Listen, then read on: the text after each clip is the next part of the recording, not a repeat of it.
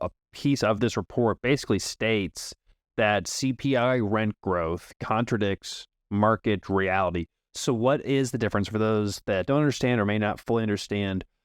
When I'm seeing, when I see rent growth on the CPI report that comes out tomorrow, and that's different from what I'm seeing in one of these market-based reports, what is the difference? In a nutshell, CPI measures all the rents. So it's either from renewals, whether you're currently what you're currently paying, as well as new rents. And then the stuff from the private rent growth trackers is mainly measuring new rents. So we're talking about the rents that you get if you're just starting out, and versus the rents that you pay that everyone pays on average. Yeah. And when I say leading indicator, so the new rents lead the CPI by about a year. By about 12 months. Yeah. So it's not, it's not that CPI is bad data. They're just measuring an average of all the rents versus all the new rents. Yeah. So like a rent that was signed 10 months ago, and let's say that it was well below where market rents are today, which that may not be the case anymore. But let's just say that it was. Yeah. That's going to show that a CPI may show that rents are lower than compared to new leases that are being signed today. So like what I see, if I go to apartments.com or wherever, or if I'm signing a new lease, I'm a new tenant, new resident, I'm going to pay, whatever the list price is, versus someone that's been living at an apartment community, they're renewing their lease. Maybe it's a big increase. Maybe it's not flat. Maybe it's somewhere in between versus, maybe you could be a long-standing resident of years and maybe your rent hasn't increased. So it's looking at just kind of what the effect of rent on the average American, so that's not a bad data point. Yeah, exactly. It is the pressure of rents, what people are paying out of the pockets on average. It is and I think we've talked about this before, and like how, it's the impact of the pocket on their pocketbook. Yeah. It's just not a representation of the market. Yeah, and so that's I think that's the distinction of when we're looking at, or when we're looking at this data, because we were looking at the CPI print. It's basically what the inflation number is. That's what the Federal Reserve is going to be looking at to be setting interest rates.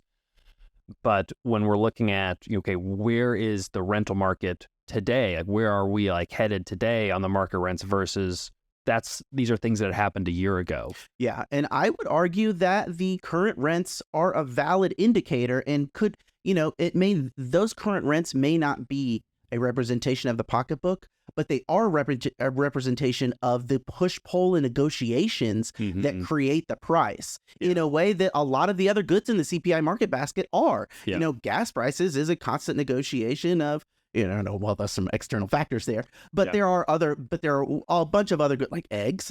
Those are bought and sold every day. And it's what I'm paying that price every day. I'm not looking at I didn't buy my eggs last year. Yeah, exactly. I didn't fix my price of my eggs last year. Yeah. But it does make sense. But it also explains why when we saw rents declining at the end of 2022 and beginning of 2023, but then the CPI report come out and it would show huge gains in rents. And we're looking at it on the market surveys, like rents just falling across the country, besides the Midwest, I guess. But the CPI would show a huge gain. So there was a big discrepancy there. And now now what we're going to see, rents are, kind of they've been normalizing, but they've been growing. Yeah. But they're going to be growing as CPI starts to...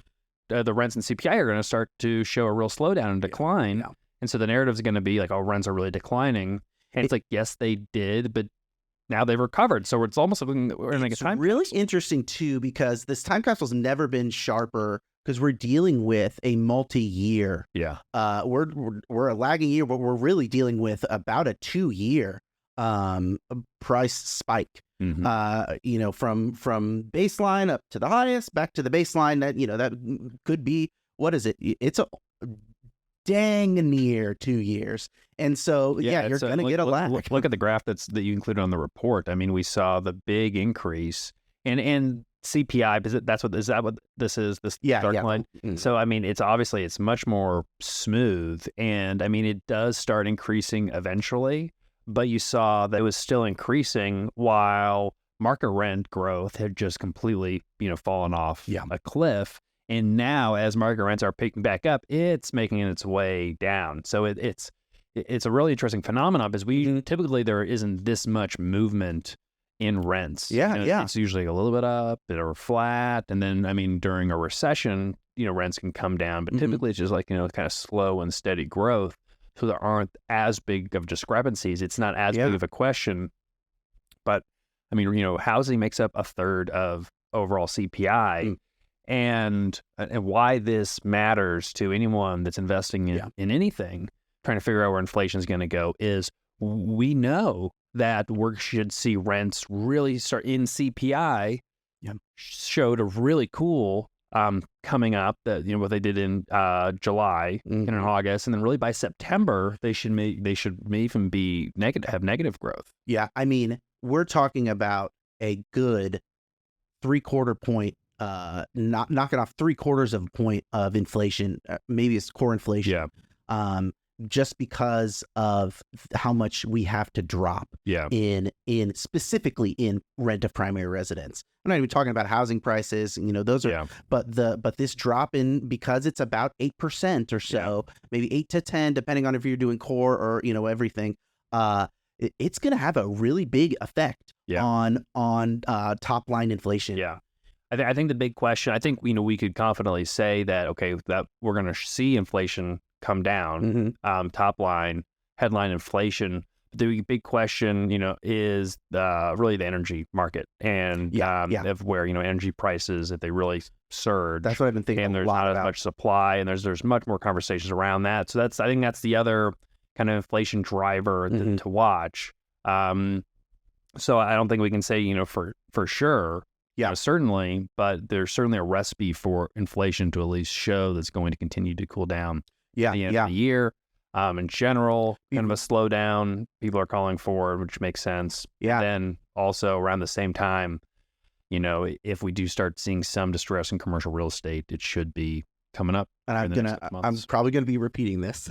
It's okay. throughout the report, but I was talking to you beforehand, and it is almost like we are facing, earlier in the year, I was like, well, what's happening? And we are facing two different scenarios that could play out. One is higher for longer. I'm talking about higher interest rates, maybe even a little bit higher inflation, where we enter a monetary tightening regime, or a whole regime, a whole long-term thing where interest rates are just higher, and we just have to live with it.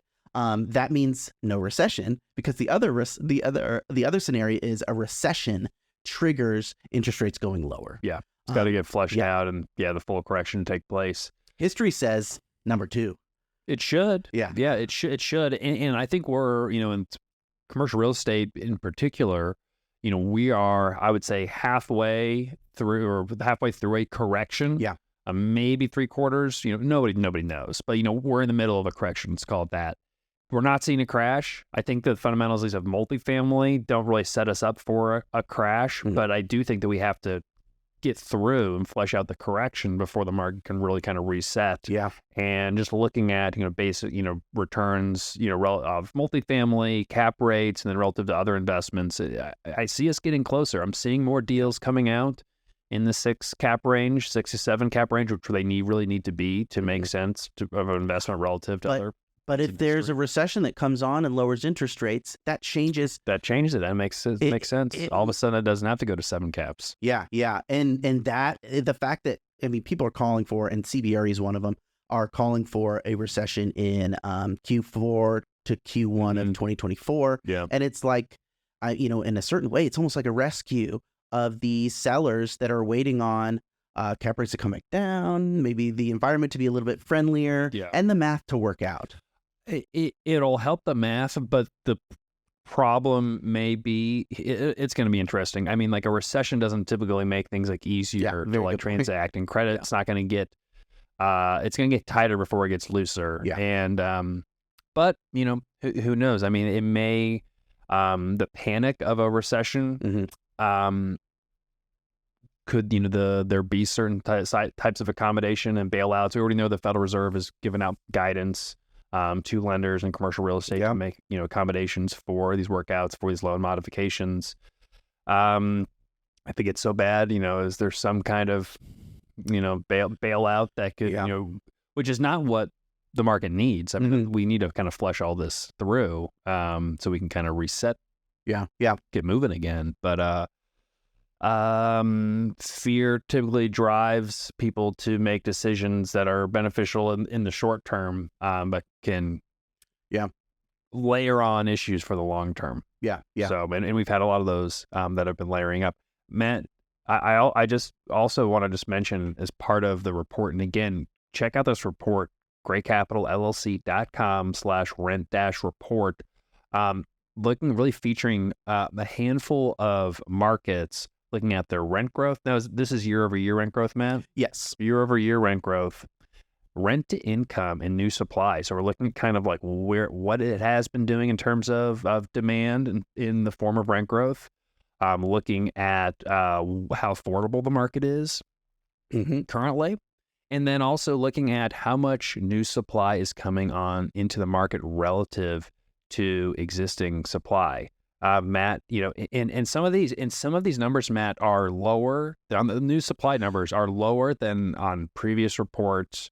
And so I first wanted to ask you about that, because like I'd seen Salt Lake City like punching up against like 10% new supply relative to existing inventory. These are just the freshest numbers. I took the current supply as the denominator and the new supply the new deliveries in that 12-month period as the numerator, and that's what you got for most of them. Now, I would note that the rent to income is going to be skewed. The population is all households, so it includes homeowners as well as renters. But what is useful, it's still really tracking. Yeah, and what's useful is a way to compare. So maybe the absolute number may not be right, but I'm sure that the relative affordability of Miami versus Chicago or Minneapolis, like that's going to probably track. And I was actually a little bit. So there was some studies that I've seen where Miami, the rent to income was a lot lower than it is, but when I did the math there, it's high enough where it kind of just it does make sense that it's expensive to live in Miami, which has the second highest rent to income at 40.94. Number one is New York, obviously at 44.62. But these come closer to some of the estimates that I had, where people were saying, people are spending if you live some places, sometimes you're spending half your rent or half your income on rent. And so, it definitely does track with some of from the stories that you hear. And it looks like there's about basically 1 million multifamily units under construction. As of Q2 2023. So obviously those aren't just being all delivered in the same year, but that's still a lot of units under construction. But we need a lot of units throughout the country also. There was an article that I didn't make the video. It will make the newsletter. That construction times are still a little delayed. Yeah. Awesome. One more thing I did want to know, and I'm glad you have this up here too, is the real driving reason behind me finding these or me tracking these is I wanted to figure out what the difference is in the variability between these 8 individual rent sources. And so here the most indicative chart that I have that shows how different these are is the month to month. You see Redfin clearly the most volatile of all of these sources. They've actually they don't put their month-to-month rent growth on their rent reports anymore. What you have to do is do math. What? So the number's there, but they don't have it because they may know that their numbers are a little more jumpy than other numbers. Yeah, so Redfin hit almost 7% month-over-month rent growth in November 2021. Did it hit it? Did their numbers come? I'm not sure how that shakes out. Crazy annualized figure. Yeah, exactly. And I think that was numbers like those that maybe made them think, okay, we're just going to hide our month to month. But it shows that like you can't rely on one source. You got to measure them against each other, because if that was your picture of the market, then you're going to go insane. And Redfin their rent reports get a lot of media attention too. They do. Yeah, they're a very prominent source. that perhaps a little more shaky, a little more volatile. Now, I mean, is it higher frequency? I mean, is it getting us, better data? Is it just the data is more volatile than some of the other reports, Okay, or so what's your thoughts? Is it really good or point. I don't not good? think that a lot of these sources, and I looked at the methodology of all these sources. Redfin has a scant like 1 or 2 lines of their methodology. Yardi Matrix has a whole document that defines terms, and an Apartment List does it equally really well, and just outlines the equations that they use, and the process are very upfront. And is Redfin taking is it more skewed towards single family home data versus multifamily? I wonder if they have a robust set of information on single family homes. Maybe the rental market, maybe their numbers are just lower. That would make sense. I could none of these sources actually reveal the number of their data set, and that I can kind of really understand. Yeah, it's proprietary but extent. But I would think that a lower sample size would be a lot more swingy up and down than if it's then it's a bunch of them. That's true.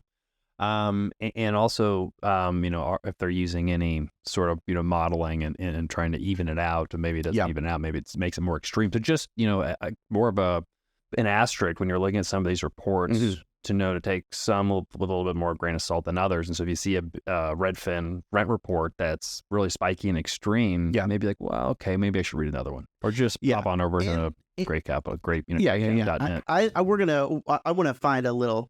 We can have our little real clear average. Yeah, exactly.